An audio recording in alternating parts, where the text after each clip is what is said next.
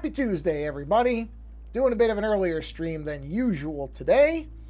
Honestly, some of this is because I was talking actually, I wasn't talking with, I'd seen a post by Mr. Ant Pruitt on Twitter where he was mentioning the Adobe and Pantone dispute, which we're going to get into shortly.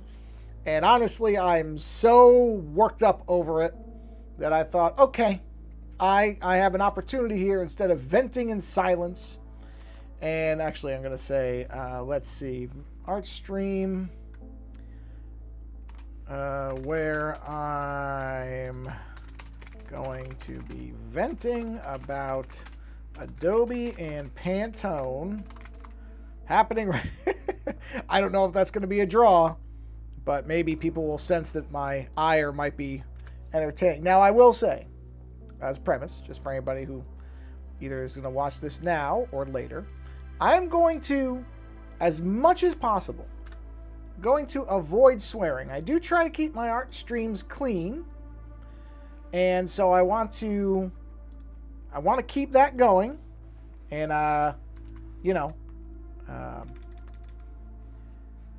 hold on, I'm just typing one thing. Thanks to @Ant Pruitt for inspiring this art stream where I'm going to be venting right now. I'm going to keep the swearing to a minimum. No, not even to a minimum. I'm not going to swear. I don't believe that foul language is necessary for me to articulate my point. I think the facts and what is actually happening here and my general ire towards it will be enough. So I will not, in fact, that is now my challenge to myself. Do not swear in this stream, even when I start getting going about what is frankly one of the most ridiculous things. That is, I mean, just a pathetic example of how warped the concept of ownership is in the modern era. I mean, so we're going to get into it in a minute. But I won't be swearing. I will not be swearing. I will keep myself within check as much as... No, I'm not within as much as possible. I'm going to. It's going to happen because I'm going to make it happen. So, actually, I was kind of disappointed. Before we get into it, I was there... Twitch has introduced a feature called Guest Star, where apparently now you can actually have people onto your Twitch streams and talk to them, apparently. But unfortunately, I went to set it up, and it requires the Chrome browser, which I don't have installed on this machine because I really don't like the Chrome browser. But I may end up installing it just to test out this feature because I think that actually could potentially be fun. Would be to actually be able to talk to people during this as opposed to just my monologuing. Now, that's not going to be a problem for this stream. It's not going to be a problem at all for this particular stream. But in general, I think that wouldn't be a bad thing. That, you know, because certain people pop by regularly, and it'd probably be fun to actually liven things up a little bit for not only myself, but the people who watch this stuff. I think it's a great idea. I'm sort of surprised, honestly, that it took Twitch this long to implement this kind of feature because it really is a natural fit for certain people to be able, because I've had people say, oh, why don't you do some kind of live show? And honestly, there were tools to do it, but this would kind of be a better venue because Lando has no interest in live shows. He doesn't, that's not his thing. But I could see easily myself doing something where I'm sitting here, and if I'm drawing for a little while, have somebody stop by and go back and forth with them a bit, on different stuff. So it's again, my surprise is that it took Twitch this long to get the feature going. I mean, it's still in a beta. It's not even really rolled out. I just happened to get an email about it. So right now, I believe you can only do it using OBS can do it, and then their Twitch Studio software, the beta software, which is also beta, that I'm using right now, beta version 0.110.22, that can also do it. But I am kind of surprised it took them this long. So anyway, enough about that. What I'm going to do is get a quick drink of water here, and then we'll jump in. I'm not going to bother with the intro animation. I have, however, here we go. I have changed a few things here you might notice. Not anything really earth-shattering, but the background is now much simpler from the feedback I was given. I've simplified the background. The tape player now has the little piece of tape with the credits in the across the top horizontally, so you don't have to turn your head at 90 degrees on your neck to be able to read it. And I think this is generally how it's going to look. I may put some more elements in that background image, but I'm going to keep the monochrome so that they're not really garish and, you know, up in everybody's face. And that way it just kind of keeps things simple. Anyway, so let me just make sure I did send out, I think I put this stuff in all the Discords I usually do. And I believe that I put it on Twitter and retweeted it. There we go. Okay. So, I did. Let's get going. I'm not going to talk about Elon Musk. I'm not going to talk about Twitter. I got enough stuff I'm angry about. I'm not going to get started on that, because if I get started on that, then we're going to, no, forget it. Then it will just be a stream of pure anger and vitriol, which I'm not really aiming for. But we do have to talk about Adobe and Pantone. And don't get me wrong, we are going to be talking about this on this week's show as well, because when Lando hears this one, he's going to have, I'm sure, quite a reaction. But in any event, for those who may not have been paying attention, by the way, what we're looking at here, if you haven't been around for any recent streams, is I've got my Thou Shalt Not Stutter image going, and I figured out what the background is going to be, because I was kind of going, okay, this is sort of an obvious thing in terms of the, that's my phone. My phone has a very loud sound now when it alerts me, because I have the 7 Pro and it has a really neat sound effect, but it's quite loud. In any event, so I didn't know how I was going to represent the stuttering of video games, and then the simplest explanation, as usual, is the one that you go with, which is just I'm going to have lines going horizontally, and they will be disrupted and kind of going all over the place because of stutter, frame rate stutter, until they're in the general outline of the Alex Battaglia figure in the middle. And then the lines will correct when they're entering his general space. So I'll probably be doing an outline of the entire image that will then kind of unwarp the lines as they come in. Anyhow, and I'm just looking at something. Sorry, I'm looking at my hand. Oh no, actually that's okay. I didn't think something looked right, but it actually does look okay. So let's talk about Adobe and Pantone, shall we? And this utter embarrassment of a situation. So, just to set the stage properly for people who may not be within the space and know who all these companies are, Adobe is the company that makes things like Photoshop and Illustrator and Premiere Pro and other products that I am an unashamed fan of. I'm an Adobe fan. I love Adobe. Or, no, I still love Adobe. I was going to say but that's not really true. I still love Adobe. I think Adobe is actually really, really great software that I do love using. Unfortunately, hold on, I'm just looking at something because I think I masked something. Oh no, where did I put that mask? That's got to be in here. Sorry, just bear with me 1 second while I look at something, because I want to see.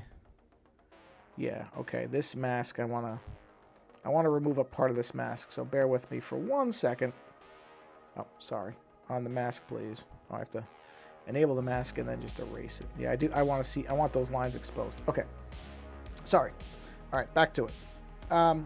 So, Adobe makes graphic design and artistic, tools that many people use, and like Photoshop, Illustrator, Premiere, all that stuff. And then there's another company that's called Pantone.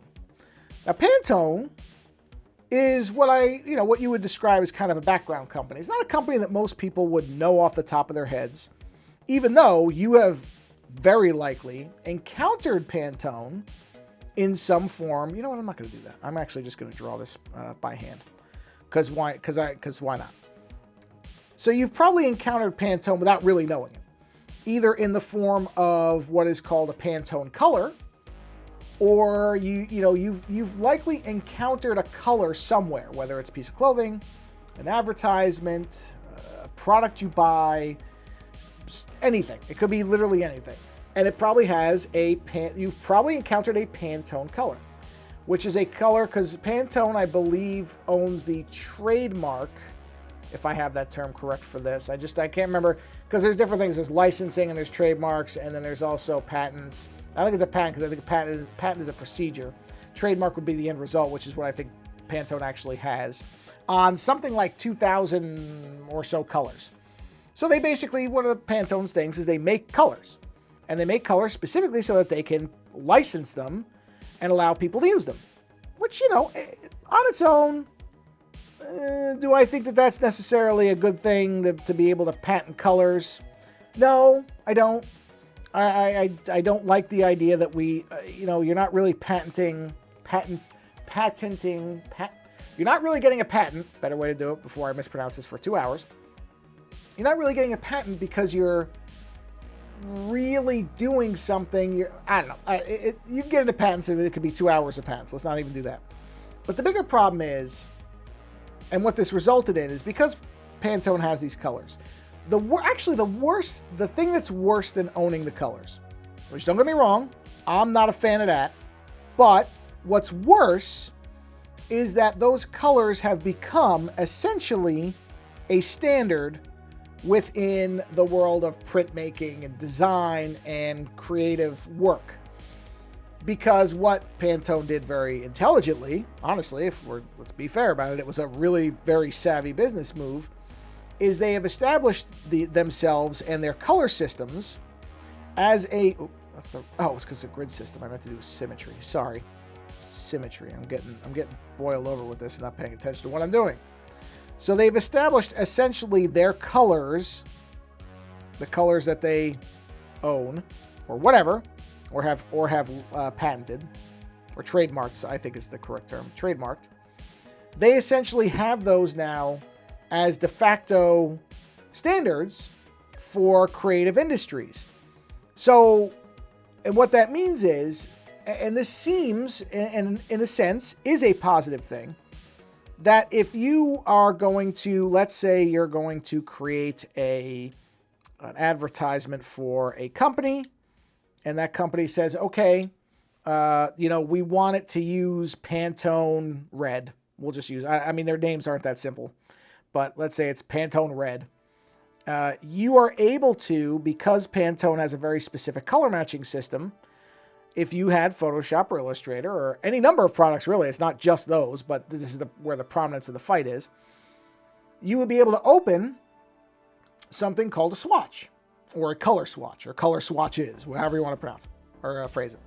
And what those are is just like when you go into if you go in for paint, let's say, you go to whatever your local home store is, whether in the United States it's typically something like Lowe's or Home Depot, or a more local type of thing like maybe Ace Hardware, whatever. If they have a paint section, especially if it's a larger store, you have probably seen numbers of paint swatches where they have them all grouped together. So, and many of these paint companies, whether it's Sherwin-Williams or Behr or whoever else, because there's a whole bunch of them too, they also have colors which, as far as I understand, they've trademarked as well.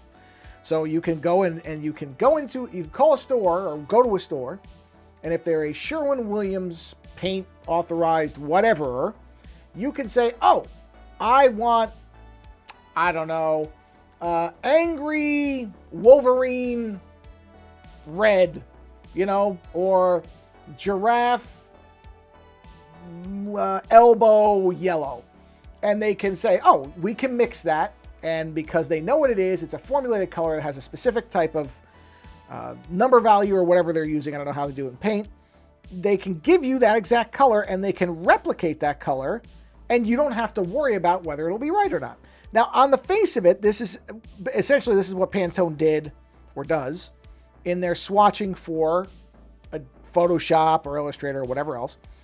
And you can basically go to their swatches, which up until very, very, I accidentally cemented that. Up until very, very recently were just in Photoshop because Adobe paid them a license, or they had some kind of agreement. I don't actually know what was going on, but none of this stuff happens for free, so let's just assume there was a license involved. And you would have those swatches available, which would allow you as the creator to be able to, sorry, that was my phone going off in the background, to be able to, and it's probably some stupid spam thing, because I've been getting a ton of this garbage because the election is happening. Oh, that's pretty neat. No, that's my wife sending me a really nice shirt, actually. Yeah, it's pretty neat. Let me just say, very neat.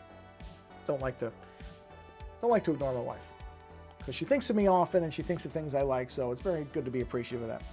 In any event, so there was a license or some kind of agreement in there, so when you would open Photoshop, you would be able to go and open, I don't even know how many, there were a whole bunch, and there are apparently still a few of them, but you would be able to open these swatches up so that if a client, or you just happen to see a color and found out, okay, it's Pantone Orca Blue, that you could look that up and you could reliably use it and know what it would look like when it went to be printed or replicated in some physical form. So it allowed for a form of, you can call it calibration or color matching, where you knew the color was going to be replicated as you wanted it to be used. Because a lot of times with color, it's tough to tell what it's going to look like in print. So when you send it to a printer or somewhere else, especially if if it's a non-standard color, depending on the file and whether your monitor is calibrated and a number of factors, because you could get these actual physical guides from Pantone. They'd say you could buy these things where you would have a paper printout of it, which you would rely on because Pantone provided it. So you knew the accuracy of the printed material.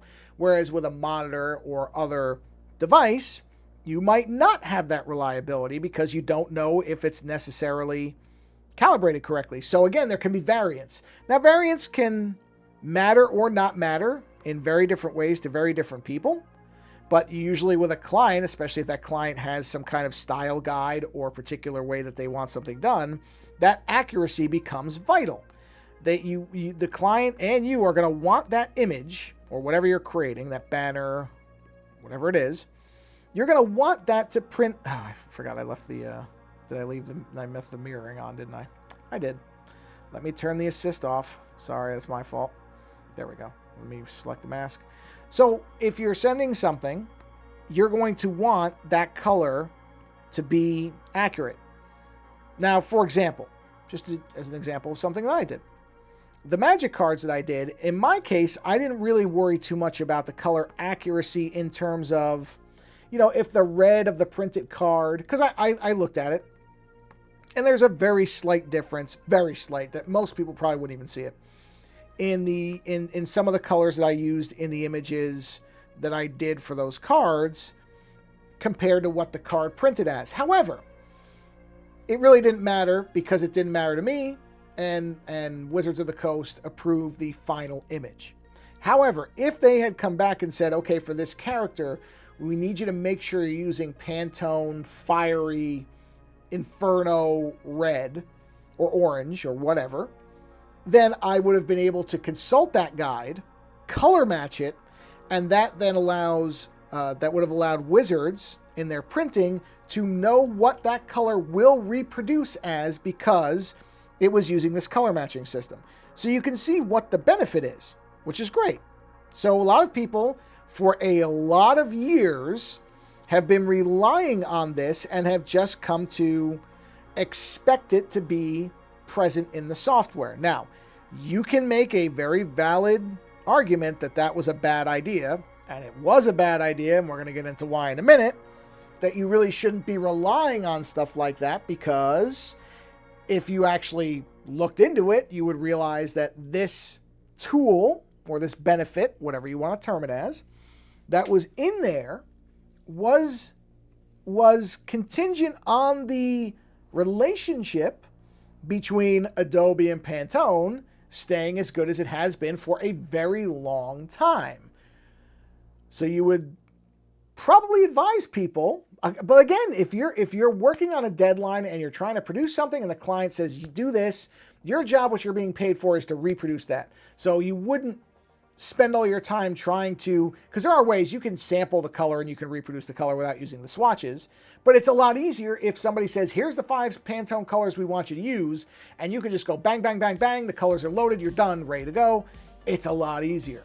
But the downside is you are relying on a relationship to stay the way it is. Yes, thank you, Aunt Pruitt. Mr. Aunt Pruitt is present And I completely agree, and I could not agree more. I've spent now 20 minutes almost ranting on this. This is the downside of relying, as Ant points out in the chat very correctly, the what if here. The problem becomes when you have a tool and you don't, number one, have a backup plan, which I think most people didn't. Most people did not have a backup plan because this has been around for so long that people became comfortable that it was always going to be there. And the reality is that comfort, there's a risk involved. And the risk has now become reality because Adobe and Pantone, for whatever reason, are currently not agreeing on whatever needs to happen for that plugin to stay in place. Now, personally, my suspicion, or one of my suspicions, is that this is a public relations tactic. Now, this could be complete conspiracy theory nonsense, so I freely admit I don't know nothing about nothing. I have no inside sources. I don't know anybody at either company.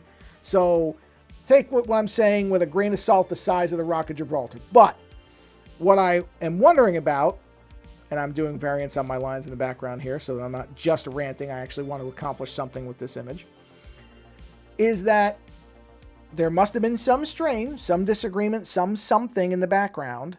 And what I wonder is if these companies have decided that they're gonna wait this out and see who the customer gets more angry at, and whichever one more ire is directed towards is the one that's gonna go, or the other one's gonna come and say, well, you've managed to anger a lot of people. Now we can resolve this if we can get into a room and perhaps you can come a little bit down on the rates that you were quoting.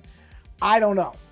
Again, I say this with no knowledge of anything, but I have been in a few meetings where things like this go on. So it would not shock me to learn, and don't worry, I know I'm going right through a line here, but I'm going to fix that if I did this correctly. Let me just make sure I did. That's the only layer that's on, correct? It is. Okay.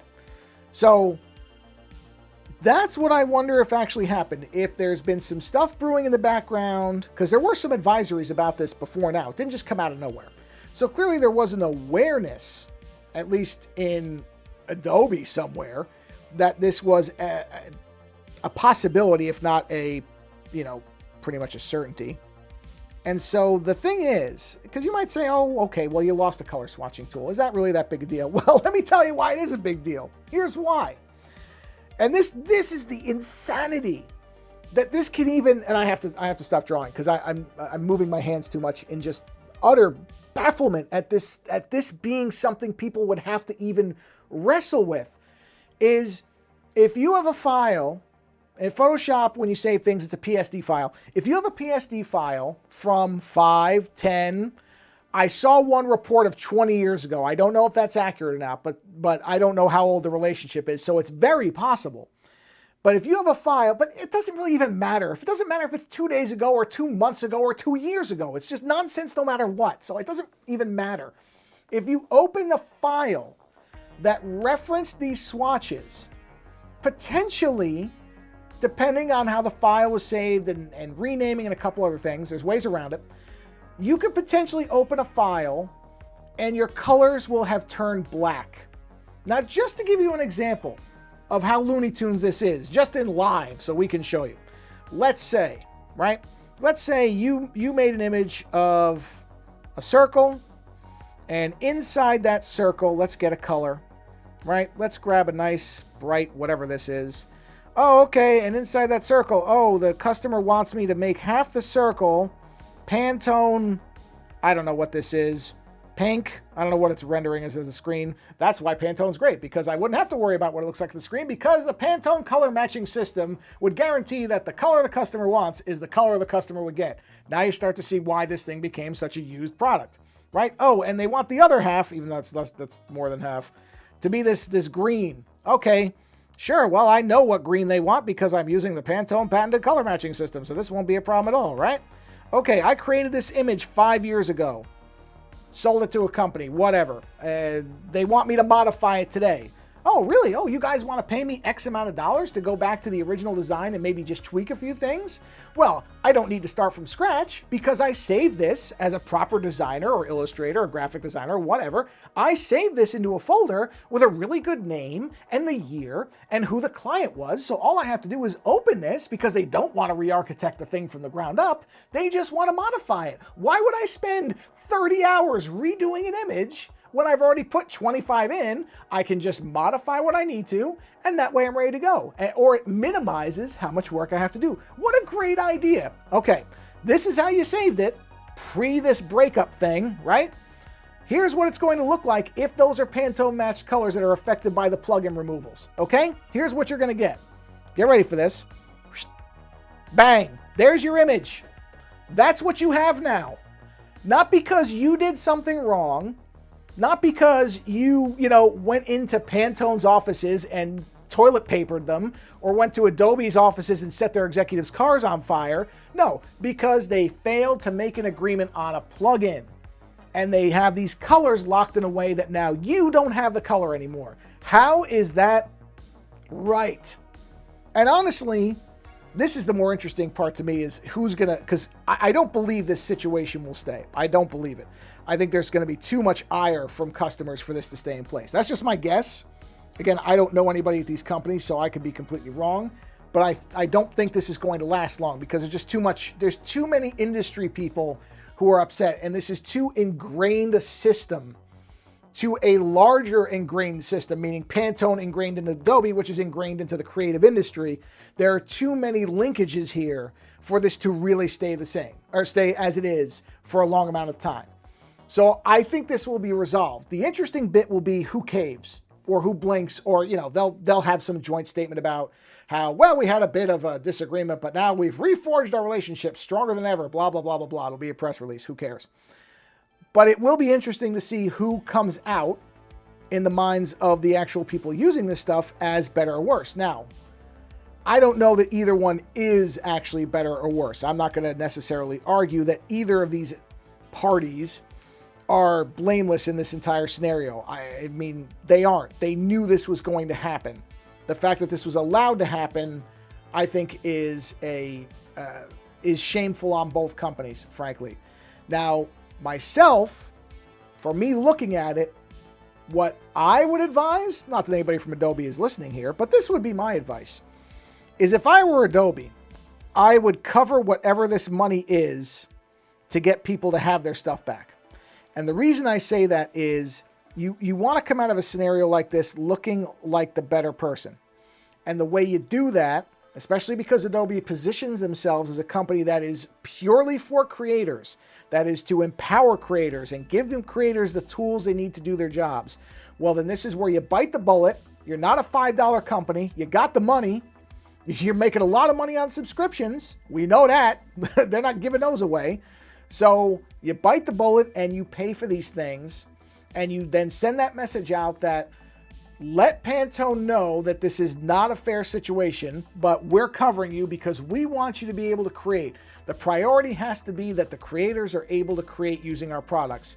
You're subscribing to our stuff. Obviously, you wouldn't do this on the free stuff like the Adobe Photoshop web beta or whatever, but you would do it for anybody who's a cloud creator, subscriber, at whatever level for the tools that are affected. And you say, we put our money where our mouth is.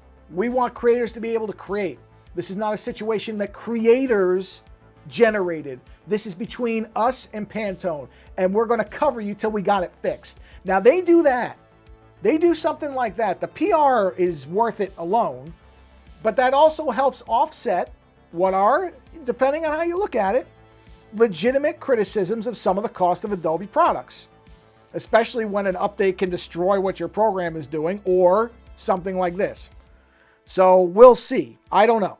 I really would like to hope that Adobe will do that.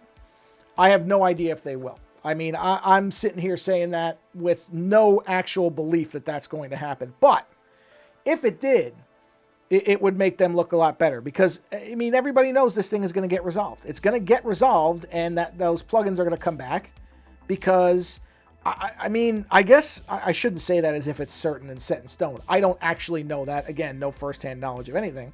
But I really cannot imagine cannot imagine that they would leave this way. It's going to get resolved.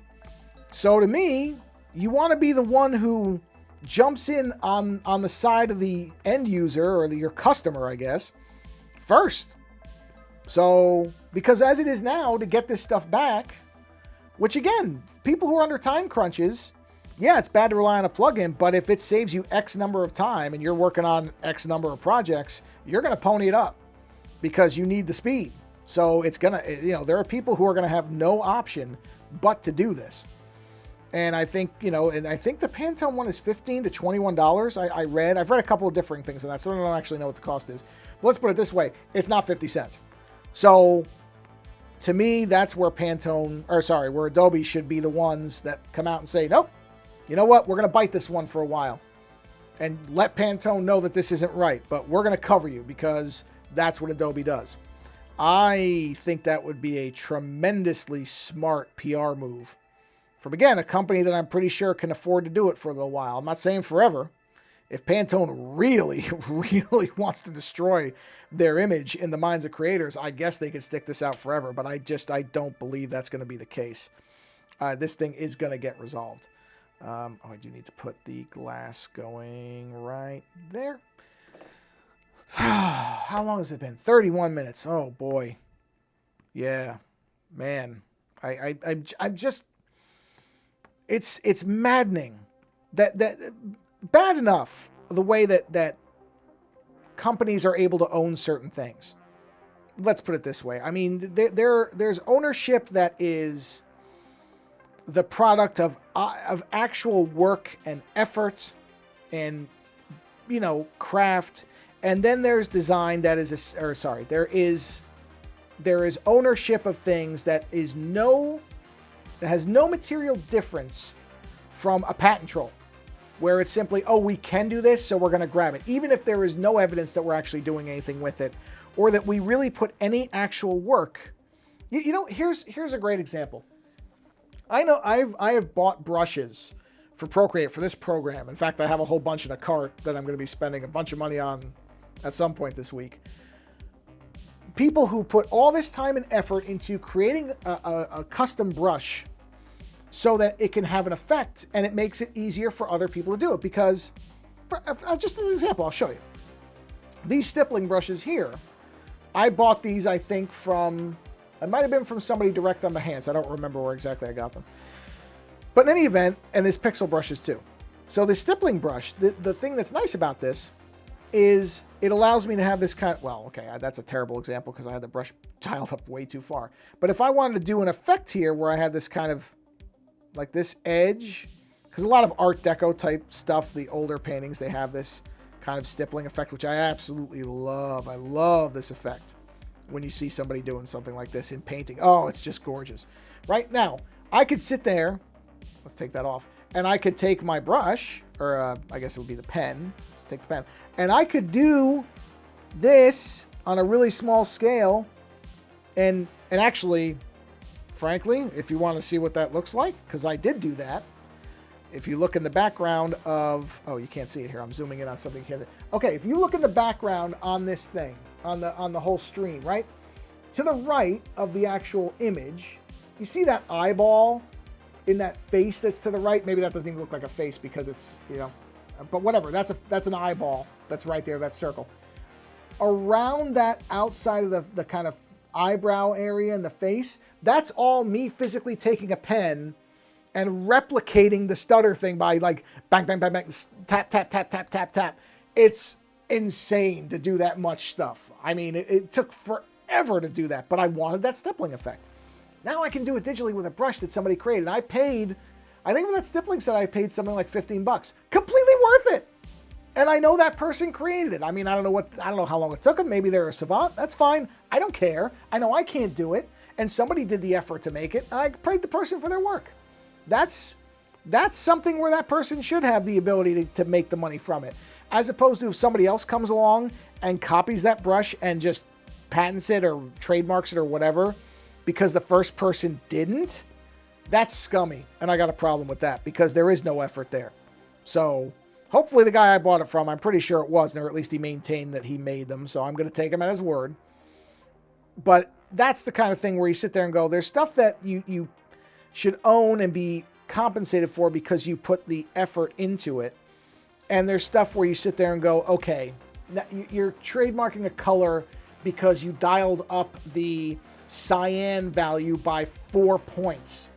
And now you own that blue that's nearly indistinguishable from another blue, or a company that says you can't use purple because it kind of looks like their purple, even though your use of the purple is because you bake cakes and it's a nice color for the top of the cakes, and the company that's suing you is a cellular company where there could be no possible confusion on the actual products. No similarity in names, no similarity in products, but your purple's kind of close to ours, and so now we get to sue you into oblivion. Okay, that's a great world to be in, ownership-wise.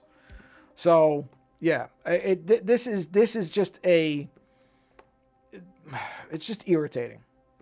I'm sorry, I don't like to keep these streams light and fun, so I'm not trying to be Debbie Downer over here. I'm really not, but it's very upsetting to me that this kind of thing can go on. And it'll be there until one of these companies or the end users, the actual users of the product, those who have to pay for the plugin, end up paying for it. So, and I'm sure that there are people who will say, well, that's what you get for relying on kind of pre-made colors instead of just mixing, because there are ways around it. You can rename the color. There's a way to rename the color inside the program so that it comes back. You can mix the colors or do I don't remember what the word for it is, but spot matching, I think is the word, so that you can just have the same color by using the plugin. But that's not, why is that okay? Why is that something people should have to do? When they've been paying for this product and using these products outside of people who are doing piracy, in which case, no, you don't have the right to anything and you stole something. So those people, they're already on the thin ice. But everybody who's been paying for the product legally, or like I do, has a subscription that includes this stuff. Well, I mean, at what point do we now have to pay for every single thing? Is there going to be a point where somebody's going to come out with a patent for the pointer that you use when you use the select tool? And then there's going to be a plugin or a license. I mean, it's just, at some point, you can't do it anymore. It's like subscription fatigue. It becomes for everything. And don't get me wrong, that now you're getting into bigger concepts, right? When now you're getting into the idea of capitalism and how money is made and what kind of result you have when everybody is simply chasing as much money as possible, which is probably not the most healthy thing for either people or the societies that those people reside in. So we're not going to get into that because I don't feel like, making this into a political or politically adjacent thing. But this does, to me, seem to be a symptom of a larger problem. So we'll leave it at that. And it's greatly irritating to me that people now have to pay a license while these two companies that certainly are not starved for cash have a tantrum with each other, knowing, and here is the worst part of all of it, knowing very well that they are impacting people directly. This is not something where they could be like, well, only 3 people ever use these swatches, so who cares if we shut them off? No, come on. That ain't the case. So that's the thing where you sit there and go, you wonder why people, I mean, not that this is directly the same thing, but you wonder why people get so frustrated that they're happy to see companies being gunned after. It's because most companies aren't practicing ethically, what's the word? They're not acting out of moral integrity. Sorry, the morally was throwing me off. Integrity. They're not demonstrating moral integrity. So you can't be surprised when a lot of people just hate any company that's large. Can't be surprised.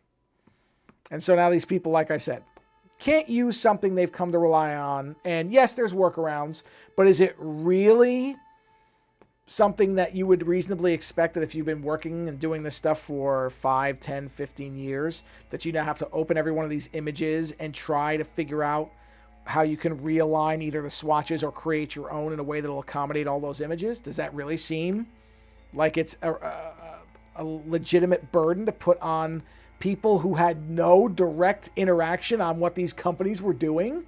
Again, it's not as if every Creative Cloud subscriber was in a giant room around a big round table when these discussions were going on and said, no, you know what? We just want it all for free. We don't, break the plugin. We don't care. No, that's not what was happening. So, galling. It's just galling. It's just doesn't make any sense to me. But as I said on Twitter, if you start getting into the concepts of ownership in the United States and what things, and you can apply this particular sentiment across not only things, but people, the rights to people's bodies, whatever. Sorry, not trying to be political. I'm just saying that there is a bigger thing involved when you start contemplating what ownership means. That's all I'm saying. You can determine for yourself where those limits are. But I'm just saying that we have an ownership issue when it comes to things and it's not just the United States, so I don't want to make this like it is specifically an American problem. There are larger issues around ownership and what that means. Even sometimes within a household, there can be some fundamental problems with the concept of ownership and what is owned. Again, trying to keep it light, everybody, so I'm going to shut up now and get back to my image. That's all I have to say. 40 minutes later, a brief statement about the Adobe Pantone thing. But if you want more of that, and with more cursing, then you will be able to get that on the show Friday. I guarantee it's going to come up. My plan is to talk about it right off the bat because knowing Lando the way I do, having been friends with him a very long time and podcasting with him almost as long, I know he doesn't really like the idea of what things he does and doesn't really own. We've talked about this before. So he is likely to find this particular scenario, I'm not sure what else I would call it at this point. Yeah, he'll have a lot to say, I'm guessing, on it. So, anyway, that's all I have to say about that. Okay, so these are medium lines, so we're going to include that in the medium layer. You know what, actually, let me leave that merge off till I'm sure I haven't done something wrong. So I'm going to call this medium strings, because that's what they are. That way I've got them identified. Okay, these are the small lines now. So anyway, back to this. Sorry, I really did derail into that, but oh man, I've been fuming about that for a while.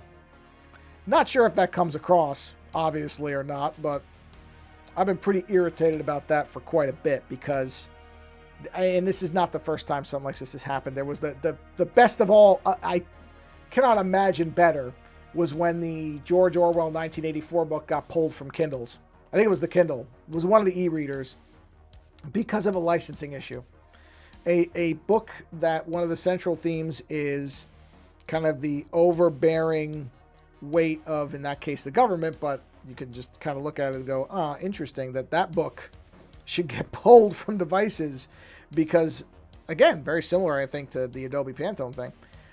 There wasn't a license that was apparently renewed somewhere properly, and so you didn't own that book, you never did, and now you still don't. So, yeah. We're going to just go ahead and... we'll leave that. That's fine. Did I? I did. Okay. Anyway. This is coming along contradicting what I've just spewed out in terms of my vitriol and anger about. This image is coming along very well. At least in my view, I am actually really happy with how this is progressing so far. Because I really haven't botched too much of it, which is unusual for me to say. Now we're going to give this a little bit more of a specific feel, because you can see I just did a straight line before.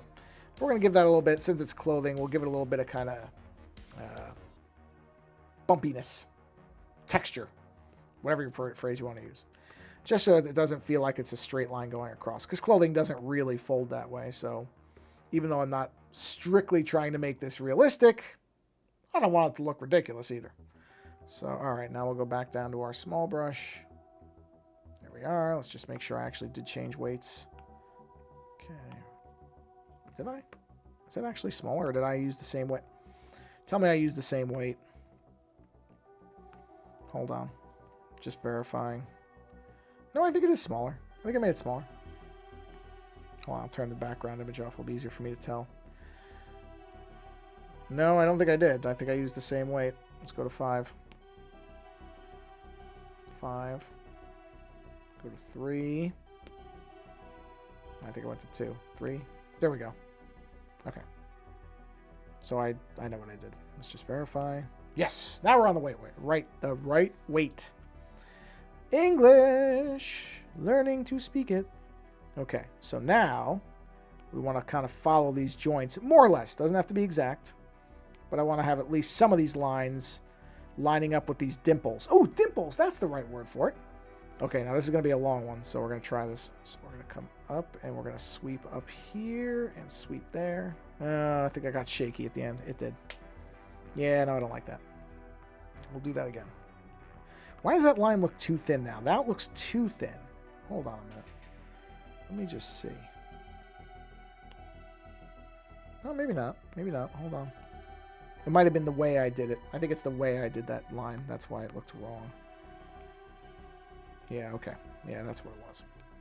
Sometimes with the brushes in this program, depending on how you draw with it, I don't know if it's a pressure thing or not. I can't really tell yet.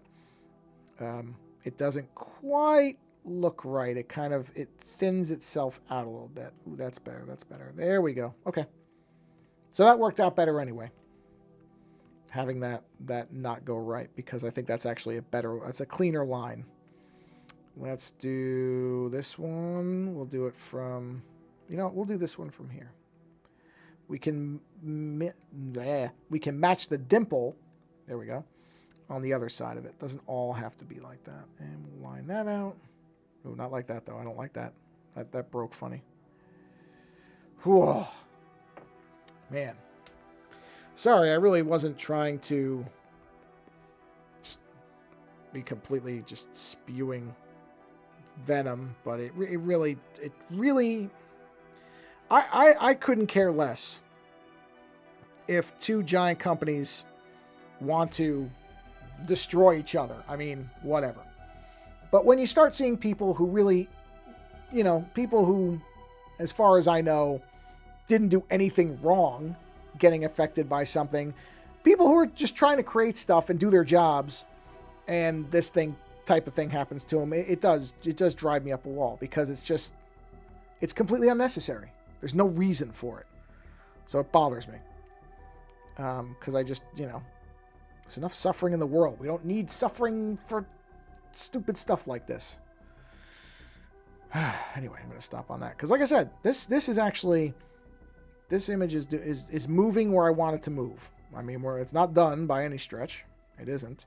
But it's I haven't done the stained glass thing since the Magic card, so I'm kind of excited to do it again. Because it was good enough to get me that job. So I'm going to do a couple more with it. And I think this is kind of a fun image, because Alex is extraordinarily, I mean, geez, the way he does tech analysis on these video games. I don't know, man, how people wrap their head. I'm not smart enough for it. I know I ain't smart enough for that stuff. So when I see people that can do this, I mean, it's kind of like anything. I'm always astonished by people and the abilities that they have to do this kind of, do different types of, actually, wait a minute, does that go through? Yeah, it does. No, that's okay. Oh, I didn't put the line far enough. Sorry, I'm going to interrupt my thought for a minute. And sweep. Okay.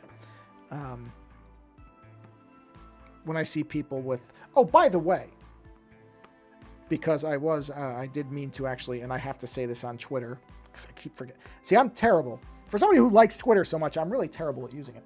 But I'll do the free plug here. Why not? I can do it right here. And then I will do it on Twitter. Mr. Pruitt interviewed, what was his last name? Oh, his last name, no, his first name. His last name was Reese. Was it Kenny Reese?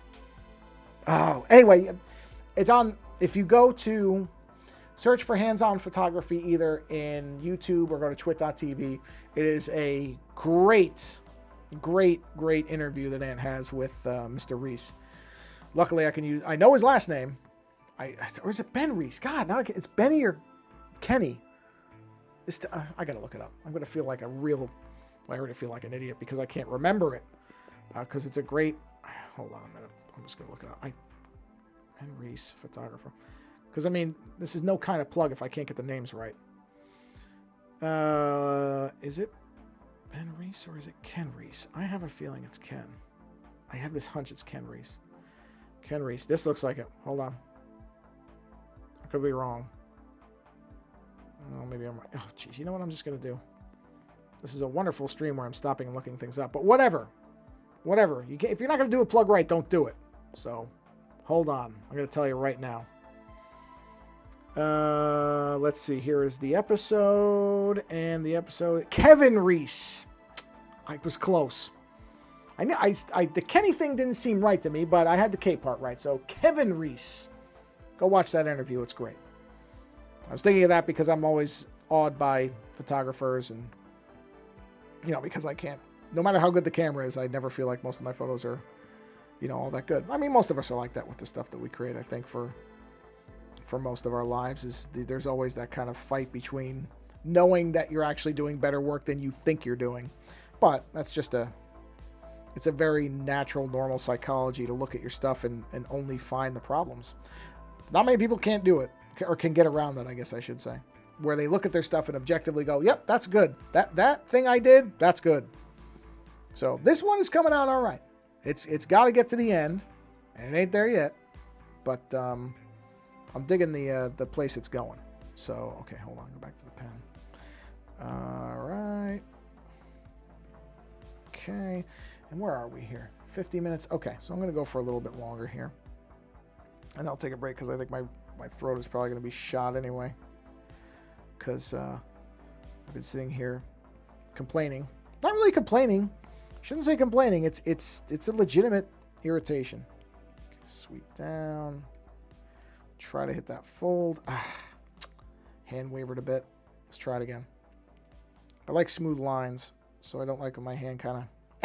Nope. Worse. Come on, baby. Here we go. Come on. Come on. Follow it. Follow it. Follow it. You know what? I can live with that. I can live with that, and I can turn the guide off. I don't need the guide right now. Okay, so we got, one more line right here, and that's going to be behind this, so I gotta follow this the whole way. This will be interesting. Okay, wait, let me think about what I want to do here. Yeah, no, we'll follow it. So we're going to follow this line all the way up. There we go. And we should probably have one back here just to not seem like this is completely forgotten. No, that's a terrible line. Whew. There, nice sweep to it. A little bit of motion. A little bit of flow to the image. Yeah. Okay. All right, let's erase those things. And then maybe I'll be done for today. Because, again, I'm sorry if this came off as just a very ranty, ire-filled thing. I usually don't do that on my streams. I usually keep things nice and light. But, like I said, it really just does... really bothers me when people get, and this is as close to swearing as I'm going to get on this stream, screwed over when they really didn't do anything wrong. And I certainly understand that this is the very definition of a first world type of problem when we have people in this country that are homeless and don't get enough to eat, and kids that aren't getting medical attention because of many factors. So I understand, and I don't disagree. So that's why I'm fine just doing this pointless screaming at the sky here, because, and not trying to equate it with serious problems when there's still a country that's being bombed in an attempt to erase its sovereignty from existence. I'm sorry, I'm getting political again. I'm not trying to. I really am not. I try to keep this as a place where it's like, okay, get away from stuff. Don't worry about it. Just hang out for a while and forget that the world can be a very scary and mean place. It can also be a great place. It can. Creativity helps with that. I'm going to try to steer this into I'm trying to steer against the headwinds that I've created for myself here. But doing stuff like this is, this is what offsets it. Is the creative expression is a great way to kind of disconnect from all the negativity for a while. You know what? I think this is in... let me just get rid of the lines that I missed. Let's see here. There's one. Just doing some cleanup here. Real quick. Hey, now, plus side, it rained in California today. In Northern California. So that's nice. Some rain. What's rain? We don't have that usually. No, instead it's, 80 degrees in October. Because that makes sense. in the world, but I guess it does now. Okay, so I think we're in a position to wrap this up. Yeah, we're going to stop here, because one other piece of advice I always say, don't work on anything for too long. You stare at anything for too long, it's not going to help you or the image out. It's good to take a break off. So that's okay. This is a longer than usual stream. I don't usually go towards the hour mark, but I guess being upset with two big companies does it, because it did. So anyway, this is going along well. I think it's still got a long ways to go, because I still have to do all the surrounding glass, the glass containing this glass. There's still any number of things this image needs. But at the base level, I really am happy with the line work overall. I'm not a great portrait guy. I'm really not in most cases, but I think I've got Alex's general, and plus the stained glass allows me to kind of really gloss over anatomical problems that I may have in doing faces. But I think I've captured him well enough, and the spirit of his whole hatred of stutter in video games is going to come through, I think, in the end result. So that's the important point. It's not one good thing, and this I think applies to probably every creative medium, is it's not so important on the precision a lot of times. What is important is to convey the intent and the feeling and generate what you want the emotion or the connection to be. That will overcome, in many cases, any deficiency in technique, or, you know, oh, it was a little darker than I thought it was going to be when I took the shot, or these lines aren't quite as clean as I thought they were when I first saw them. Well, as long as the audience is able to get something out of it, does it really matter if it was, you know, 5 minutes later in the day and you lost some light and maybe don't have a reflection? It's probably not. It's probably not a big deal. People will still like the stuff that you do, so don't worry about it too much. I'm going to take a drink of water because my throat feels like it's sandpaper. Also, drink a lot of water. Apparently, it's good for you. I've heard you can't live without it. All right, let's switch over to here. There we go. Anyway, outside of the admitted, yes, I'm aware. I can hear you over here. Outside of the admittedly little bit more the stream, everybody stopped by. Mr. Pruitt, thank you for stopping by. I appreciate it. And yeah, I'll be. I don't know if this is going to be on Hop this week. If any of this comes up, I don't know that it actually fits in. I'm sure it'll be on some of the Twitch shows, but I don't know that it's necessarily a natural fit for that. But you know what? I got an idea. It'll be a listener feedback email that I'll send in. And maybe that'll bring it onto the show, even if it doesn't naturally fit in with the photography angle. But it does have a creative aspect. So, and since you do video stuff, I mean, nothing with still images in that sense. I don't know if any of the Pantone stuff would necessarily apply to photo editing, but I'm going to ask the question nonetheless and see what your feelings on this are. If they don't come out in some of the shows during the week, they might. I'm sure this topic's got to come up. Where exactly and when, we'll see. But in any event, whatever there is left of your Tuesday, I hope it's great and that you have, I don't know where I was going with that. You have what? I was going to say rain, but that's what we need in California. Maybe you need less rain. Maybe you need sunshine. Whatever is left of your Tuesday, I hope it goes very well. There we go. And go out there, create something. Doesn't matter what it is, but go be creative a bit, even if it's only for 5 minutes. If all your creativity is looking up at a cloud and having your eyes see it as a sheep that's jumping over a cheesecake, that's fine. At least you're getting some fresh air. But in any event, thanks for stopping by. We'll see you on the next stream. Take care.